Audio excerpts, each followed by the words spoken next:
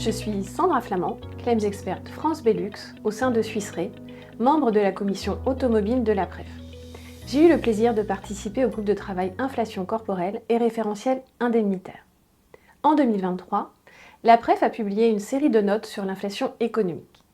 La commission automobile avait activement participé à cette série avec la publication d'une note et la réalisation d'un teaser. En 2024, nous avons souhaité au sein de la commission poursuivre l'analyse de l'inflation, mais cette fois-ci sous l'angle non économique. Nous nous sommes donc penchés sur le sujet de l'inflation dite corporelle à l'aune des référentiels. Cette inflation correspond à l'influence des outils mis à disposition des régleurs, magistrats et gestionnaires sinistres pour indemniser les victimes.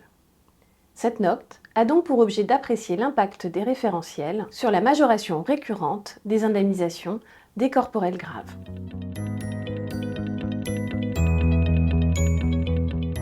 Les contributeurs à la rédaction de cette note et qui ont permis la finalisation des travaux sont Corinne Vincentelli, Partner Re, François Blanchet, SCOR, Frédéric Michaud, MS Reinsurance et Lisa Donadieu, Munich Re.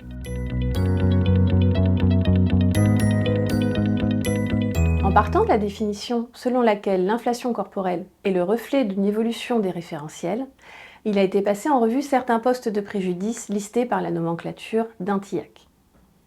Les postes suivants ont été analysés: l'assistance tierce personne, les frais de logement et de véhicules adaptés, l'incidence professionnelle, les déficits fonctionnels permanents et temporaires, et enfin les préjudices personnels.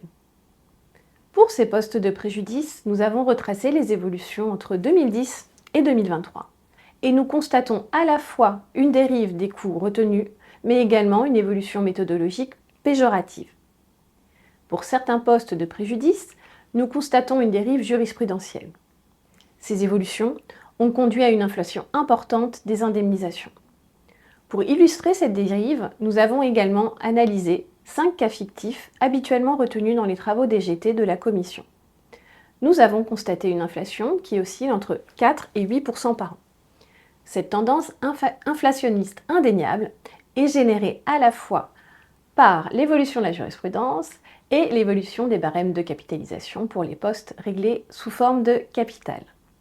Ainsi, pour conclure, l'ensemble de ces analyses confirme l'influence des référentiels, de la jurisprudence et des barèmes de capitalisation sur l'inflation dite corporelle.